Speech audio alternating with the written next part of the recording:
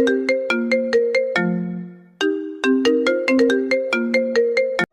দুষ্টু, এমন করে তাকিয়ে আছো কেন আমার দিকে? আপনার হট জিনিসগুলো দেখতেছি ম্যাডাম। ফাজিল পোলা, এমন করে বলো কেন? আমার লজ্জা লাগে না বুঝি? কিন্তু লজ্জায় পড়লে না আপনাকে অনেক বেশি কিউট লাগে, আরো অনেক হট লাগে ম্যাম। কি বলে এসব ফাজিল দুষ্টু? একদম এসব বলবে না, আমার অনেক বেশি হয়। আমি কি করব ম্যাম, আপনাকে যা শাড়িতে যে সেক্সি লাগে বলে বোঝাতে পারবো না। বিশ্বাস করেন, মাথা নষ্ট হয়ে যায় পুরো। তুমি কিন্তু আমাকে উত্তেজিত করে দেওয়ার চেষ্টা করতেছো। প্লিজ এমনটা বলো না সোনা। আমি কি করব, আপনাকে দেখলে আমার আদর আদর পাই, যার জন্য আপনাকে এসব কথা বলতেই থাকি। আপনাকে দেখলে আমার ভেতরে আগুন জ্বলে। তার উপর আপনি আজকে আমাকে যা খাইয়েছেন না, আমার মধ্যে এক প্রকার নেশা কাজ করছে।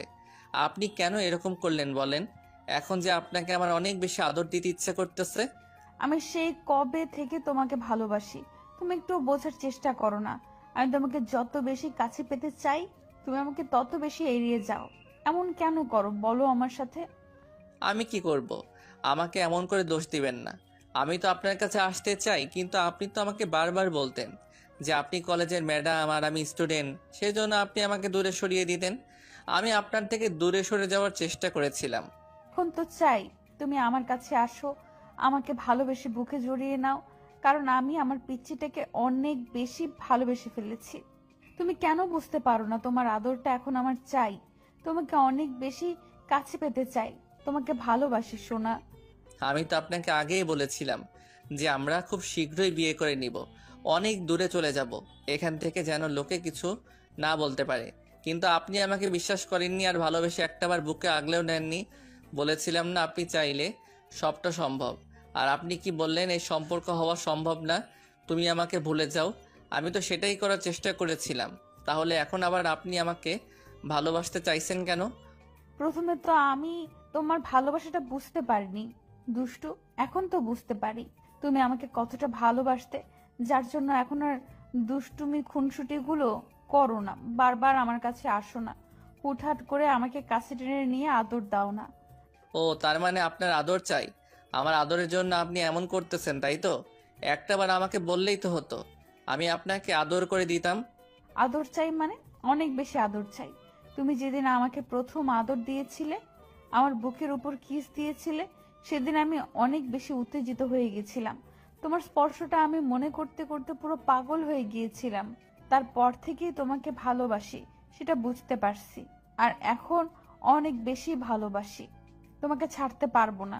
তোমাকে ছাড়া একটু আদর করবে আমাকে জান? কিন্তু আমাদের তো বিয়ে হয়নি।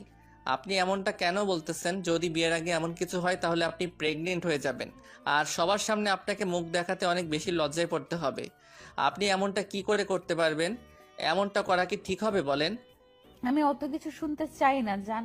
তোমার আদরের নেশা ধরেছে আমার। তুমি আমাকে আদর করবে ব্যাস, আমিও দেখব তুমি আমাকে কতটুকু আদর করতে পারো। তুমি কতক্ষণ আমার সাথে টিকে থাকতে পারো, আমিও সেটা দেখব। ম্যাম, এসব সম্ভব না, কারণ আপনার আমার বিয়ে হয়নি। আপনি আমাকে আগে বলতেন আমাকে ভালোবাসেন না, ওই জন্য আপনি আমাকে দূরে সরিয়ে দেন। ওই জন্যই তো আমি আপনাকে ভুলে যাওয়ার চেষ্টা করেছি। আর এখন বলতেছেন আপনি আমাকে ভালোবাসেন, এটা কি করে সম্ভব বলেন? কেন সম্ভব না? তুমি আমার থেকে দূরে গেছো, তাতে কি হয়েছে?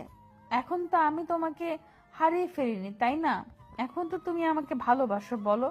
তাহলে কেন তুমি আমাকে আদর করতে পারবে না? আর বিয়েটা তো আমরা করবই। আর আজকে তুমি আমাকে আদর করলে তো তোমার আমাকে বিয়ে করা ছাড়ার কোনো উপায়ই থাকবে না। কেন? আপনি এমনটা কেন ভাবতেছেন? কারণ আমি জানি আমার স্পর্শটা পেলে তুমি একদম মাতাল হয়ে যাও, পাগল হয়ে যাও। আমার স্পর্শ পেলে, আমার ঠোঁটের স্বাদ পেলে তুমি কখনোই আমাকে ছেড়ে দূরে থাকতে পারবে না। আমি জানি আমার মধ্যে ওইটুকু মায়া আছে, যেইটুকু মায়া আমি তোমাকে আটকে দিতে পারবো। প্লিজ সোনা, আমাকে আদর করো। আমি তোমার আদর না পেয়ে থাকতে পারবো না কলিজা। ম্যাডাম, এই সম্পর্কটা তো কেউ মেনে নিবে না। না মেনে নিবে আপনার পরিবার, না মেনে নিবে সমাজ। তার উপর আমার আব্বু আম্মু কি করে মেনে নিবে এমনটা? প্লিজ আপনি এরকম কিছু করতে বলবেন না। আমি চাই না বিয়ের আগে আমাদের কাছে এরকম কিছু হোক আর আপনি অপবিত্র হয়ে যান। ঠিক আছে, আমি যেখানে আছি আর তুমি যে অবস্থাতে আছো, সেখান থেকে আদর না করে ফেরা মুশকিল।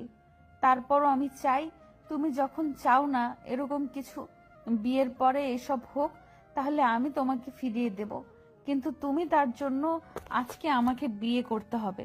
পারবে তো? কিন্তু ম্যাডাম এখন কি করে সম্ভব? আমি তো সব উল্টাপাল্টা করে ফেলেছি।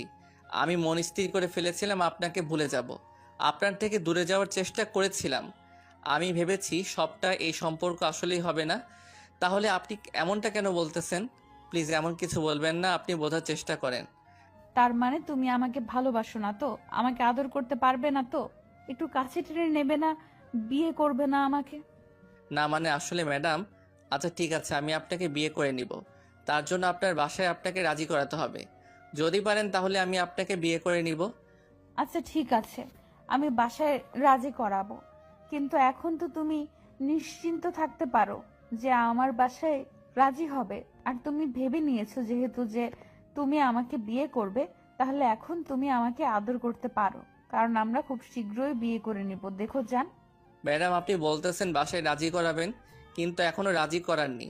তাহলে এটা কি করে সম্ভব? আমি চাই না বিয়ের আগে এমন কিছু হোক। প্লিজ আপনি এমনটা বলবেন না। তুমি তো চাইলে আমার নিজেকে আটকাতে পারবে না, কারণ কেন জানো? তুমি না অনেক নেশাযুক্ত একটা ওষুধ খেয়েছো, যার জন্য একটু পরে তুমি নেশার ঘোরে আমাকে আদর করবে, অনেক বেশি ভালোবাসবে, যার জন্য তুমি আমার থেকে দূরে যেতে পারবে না। তাহলে এত কথা বলতেছো কেন? আর তুমি নিজেও জানো তুমি চাইলেও এখন থেকে আমার থেকে দূরে সরে যেতে পারবে না। তুমি নিজেকে সরিয়ে নেওয়ার চেষ্টা করে দেখো, তোমার শরীর কখনোই সায় দেবে না। তাহলে তুমি এমন কেন করতেছো? আমাকে একটু আদর করলেই তো হয়। ম্যাডাম আপনি এসব কি বলতেছেন? দেখেন আমি কি এমন কিছু চাই না, কিন্তু কেন এরকম হচ্ছে বলুন তো? আমার না আপনাকে দেখে সত্যি অনেক আদর করতে ইচ্ছে করতেছে। আপনি কি খাইয়েছেন আমাকে সত্যি করে বলেন তো? বললাম তো আমি জানতাম তুমি সহজে আমাকে আদর করতে পারবে না, কারণ তুমি অনেক লজ্জা পাও। তারপরও তুমি আমাকে ভালোবাসো। আমি জানি তুমি অনেক ভদ্র সভ্য একটা ছেলে, কিন্তু আমাকে ভালোবাসো বলে পাগলামি করতে, আমাকে ভালোবাসাটা বোঝানোর জন্য এরকম পাগলামি করতে। তাই আমি তোমাকে প্ল্যান করে জুসের সাথে একটা নেশার ওষুধ খাইয়ে দিয়েছি, যেন তোমার অনেক বেশি আদর করতে ইচ্ছে হয়। ওই জন্য তুমি আমাকে আমার কাছে চলে এসেছো। এর জন্য আপনাকে দেখে আজকে এত হট মনে হচ্ছে, এত সেক্সি লাগতেছে, তাই না? হ্যাঁ সোনা, এখন কথা না বাড়িয়ে আমাকে আদর করো। আমি তোমার আদর পেতে চাই। আমি তোমাকে কাছে পাওয়ার জন্য ব্যাকুল হয়ে আছি। কিন্তু আমি বিয়ের আগে এসব কিছু করতে পারবো না। জান, আমরা বিয়ে তো করবই, কিন্তু বিয়ের আগে একটু টেস্ট করে নেই কেমন লাগে। আর তুমি না আমাকে আদর করতে চাইতে, বিয়ের আগে বারবার আমাকে কাছে টেনে নিতে, তখনই বারবার বলতে যে আমাকে নাকি অনেক আদর করবে, আমাকে অনেক বেশি ভালোবাসতে পারবে। তাহলে আমি আজকে দেখতে চাই তুমি আমাকে কেমন আদর করতে পারো, কেমন ভালোবাসতে পারো। নিশির কথাতে ঈশান চুপচাপ রইল, কারণ ঈশান চেয়েও নিজেকে আটকাতে পারছে না। প্রচণ্ড পরিমাণে নেশা কাজ করছে ওর মাঝে। পুরো একটা নেশালো দৃষ্টিতে নিশির দিকে তাকিয়ে আছে। আজকে নিশি প্ল্যান করেই করেছে। নিশি ঈশানের কলেজের ম্যাডাম, তাই ঈশান ওকে যখন পছন্দ করতো, ভালোবাসতো, তখন নিশি ওকে দূরে সরিয়ে দেওয়ার চেষ্টা করলেই তখন ঈশান ওকে অনেক বেশি কষ্ট পেত।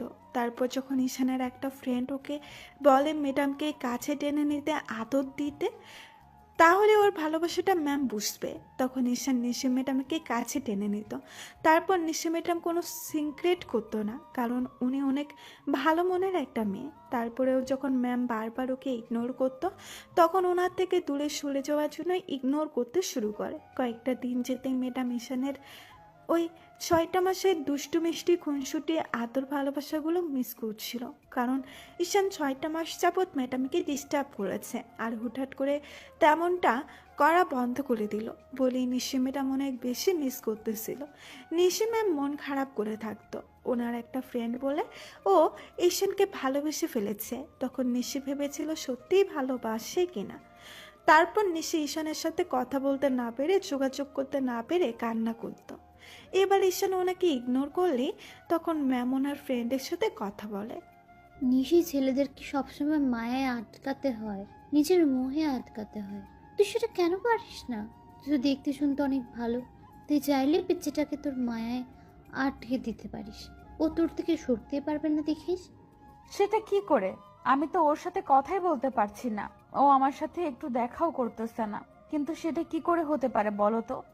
কি করে হতে পারে তুই সেটা বুঝতে পারছিস না? নিজের মায়ায় বলতে আমি কি বোঝাতে চাইছি? তুই ওকে আদর খুলে দেখবি তোর থেকে দূরে সরে যেতে চাইবে না। কি বলতেছিস তুই এগুলো? বিয়ের আগে এগুলো কি করে সম্ভব? তুই সব উল্টাপাল্টা কথা একদম বলবি না। এসব কি করে? দেখ, এত কিছু ভাবার সময় নেই। তুই যদি ওকে ভালোবেসে থাকিস তাহলে তুই এটা করবি। ও তো বলতে তোকে কিস করলে তোর কাছে আসলে তোর কাছে দূরে সরে যেতে পারে না। এখন তো পুরো উল্টো হয়ে গেছে। তাই এখন তোকে ভালোবাসাটা বোঝাতে হলে ওর সাথে এসব করতেই হবে। তুই যদি ওকে পেতে না চাস তাহলে আর কি, সেটা তোর বিষয়, কিন্তু পরে এই কথাগুলো তোর মনে পড়বে।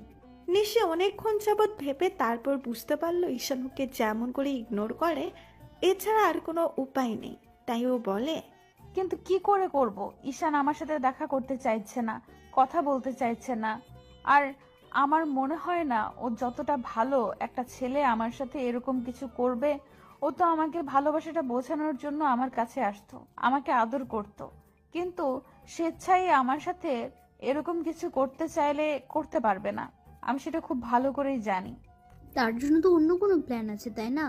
তুই ওর সাথে দেখা করবি, তারপর একান্তে দেখা করে ওকে নেশার ওষুধ খাইয়ে দিবি। ওষুধটা তোকে আমি এনে দেবো, কিন্তু তুই সেটা খাইয়ে দিলে দেখবি ঈশানের মধ্যে একটা নেশা কাজ করবে। তখন ও তোকে কাছে পেতে চাইবে, তোকে আদর না করে থাকতে পারবে না। আর যখন তোদের মাঝে সবটা হয়ে যাবে, তখন যদি ঈশান তোকে অস্বীকার করে তাহলে তুই ওর বাসায় গিয়ে বলবি। নাহলে প্রুফ হিসেবে তোদের ঘনিষ্ঠ মুহূর্তের ভিডিও সবটা ওর আব্বু আমাকে দেখিয়ে দিবি। তাহলে দেখবি ওরা সবটা মেনে নেবে। নিশি 15টা দিন এই কথাগুলো ভেবেছিল। তারপরও যখন ঈশান ওকে বারবার ইগনোর করছিল তখন নিশি আর কোনো উপায় না পেয়ে ঈশানকে অনেক রিকোয়েস্ট করে একটা জায়গায় ডাকে। তারপর ওকে জুস খাওয়ার নামে একটা নেশার ঘুমের ওষুধ খাইয়ে দেয়। তারপর ঈশান মাথা ঘুরে পড়ে যেতে গেলেই তারপর নিশি ওকে ধরে একটা রুমে নিয়ে যায়। তারপর ঈশানকে শুয়ে দিতে গিয়েই নিশি ওর উপরে পড়ে যায়। ঈশান ওর দিকে ড্যাব ড্যাব করে তাকিয়ে রইল। ঈশান খেয়াল করেছিল নিশি আজকে একটা কালো কালার শাড়ি পরেছে, যার জন্য ওকে আজকে অনেক বেশি সেক্সি আর হট লাগতেছে। ঈশান ওর দিক থেকে চোখ ফেরাতেই পারছিল না। আর তারপর ওদের মাঝে কি কথা হলো সেটা তো আপনারা জানেনই। তো ঈশান কোনো কথা বলছে না দেখে এবার নিশি ওর ঠোঁট জোড়া ঈশানের দিকে এগিয়ে দিল। তখন ঈশান আর নিজেকে আটকে রাখতে পারলো না, চোখ বন্ধ করে নিতেই আর কিস করতে লাগলো। ঈশান নিশির ঠোঁটের স্পর্শ পেতেই কেমন যেন বেপরোয়া হয়ে উঠল। নিশি বুঝতে পারলো যে ঈশান হয়তো এখন ওকে আদর করতে চাইছে। তাই নিশি ওর উত্তেজনাটা বাড়িয়ে দেওয়ার জন্য ঈশানের শার্টের বোতাম খুলে ওর বুকে, ঘাড়ে আর গলায় কয়েকটা কিস করে দিল, যার জন্য একদম মাতাল হয়ে গেল। আর নিশিকে নিচের উপর থেকে নিচে ফেলে দিয়ে বেপরোয়াভাবে কিস করতে লাগলো। ঈশান নিশির সারা শরীরে কিস দিতে লাগলো। ও শানের গরম নিঃশ্বাস নিশির ঘাড়ে গলায় পড়তেই নিশিও একদম পাগল হয়ে গেল, যার জন্য ওকে খুব শক্ত করে আঁকড়ে ধরেছিল। ঈশান নিশির শরীর থেকে সব কাপড়গুলো সরিয়ে দিতেই কিস করতে লাগলো। আর নিশি ওর চুলগুলো খুব শক্ত করে আঁকড়ে ধরেছিল আর বলছিল, এই পিচ্চি কি করতেছো? এমন করে তুমি এত বেশি দুষ্টু, আমি সেটা জানতাম না। তুমি আমাকে এমন করে আমাকে কষ্ট দিতেছো কেন? প্লিজ এমনটা করো না সোনা। আমি কি আপনাকে অনেক বেশি কষ্ট দিতেছি? তাহলে বলেন আমি আর আপনাকে কষ্ট দিব না। তারপর এমনটা বলবেন না প্লিজ। তুমি আমাকে আদর না করে কষ্ট দিতেছো। প্লিজ আমাকে জড়িয়ে নাও তোমার ভালোবাসাতে। আমি থাকতে পারতেছি না। প্লিজ সোনা, আমাকে আর একটু আদর করো। তুমি এমন করে কষ্ট দিতে পারো না আমাকে। আমি যে নিতে পারতেছি না। প্লিজ একটু আদর করো। ঈশান আর দেরি না করে দুজনের শরীর থেকে সবকিছু মুক্ত করে দিয়ে নিশিকে ভালোবাসায় জড়িয়ে নিল। ঈশানের পরম ভালোবাসার স্পর্শগুলো পেতে নিশি পুরো কেঁপে উঠলো আর কান্না করে দিল। ওর চোখ দিয়ে টপ টপ করে পানি পড়তেছে। তারপরেও একটা হাসি রেখে নিশি ঈশানকে বুকের সাথে খুব শক্ত করে চেপে ধরে রাখলো। তারপর ঈশান আদর করা হয়ে গেলে ও সেন্সলেস হয়ে পড়ে যায়।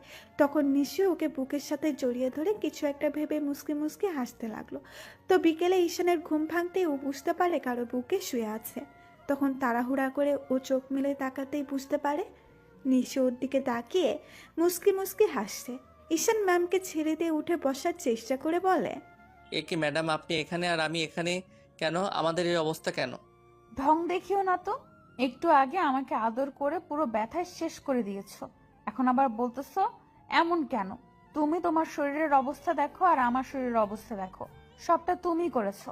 এখন আমাকে খেয়ে বিয়ে করবে।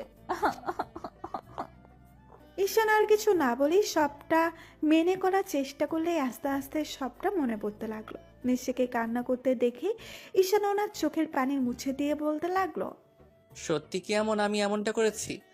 তাহলে কি আমি মিথ্যা বলতেছি? তুমি সবটা করেছো, না হলে কে করেছে? দেখো কি অবস্থা করেছো। এখন আমাকে কেউ বিয়ে করবে না। আমি যদি প্রেগনেন্ট হয়ে যাই না, আর তুমি যদি আমাকে বিয়ে না করো, তাহলে আমি সুইসাইড করে নিব। ঈশান ওর ম্যামকে বুকের সাথে খুব শক্ত করে চেপে ধরে বলতে লাগলো, না না, আমি আপনাকে ভালোবাসি। আমি আপনাকে বিয়ে করে নিব। ভুল যেহেতু করেছি শুধরে নেব। প্লিজ আপনি কান্না করবেন না। সত্যি তো? হ্যাঁ, সত্যি সত্যি। আচ্ছা তাহলে ঠিক আছে, আমিও তোমাকে ভালোবাসি পিচ্ছি। ধন্যবাদ সবাইকে আমাদের পাশে থাকার জন্য।